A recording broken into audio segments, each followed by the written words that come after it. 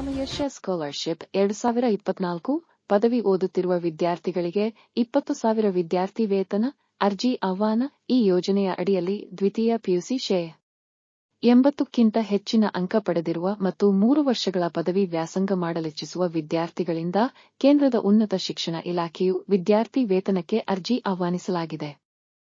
PM Usha ಯೋಜನೆಯ ಹೆಸರಿನಲ್ಲಿ ಕೇಂದ್ರ ಅಧಿಕೃತ ವೆಬ್ಸೈಟ್ನ ಮೂಲಕ ಅರ್ಜಿಯನ್ನು ಸಲ್ಲಿಸಬಹುದು.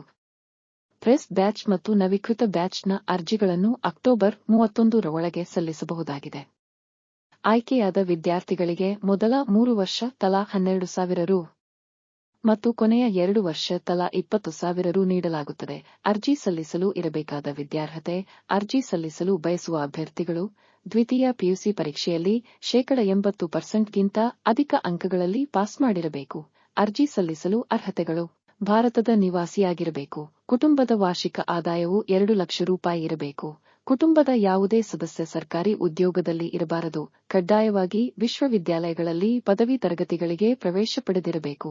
ಸಿಎಂ ಉಷಾ ಸ್ಕಾಲರ್ಶಿಪ್ ಪ್ರಯೋಜನಗಳು: ಈ ಯೋಜನೆಗೆ ಅರ್ಜಿ ಸಲ್ಲಿಸಿ ಆಯ್ಕೆಯಾದ ಅಭ್ಯರ್ಥಿಗಳಿಗೆ ಮೊದಲ ವರ್ಷ ತಲಾ 12,000 ಮತ್ತು ಕೊನೆಯ 2 ವರ್ಷ ತಲಾ 20,000 ವಿದ್ಯಾರ್ಥಿ ವೇತನ ಪಡೆಯಲಿದ್ದಾರೆ.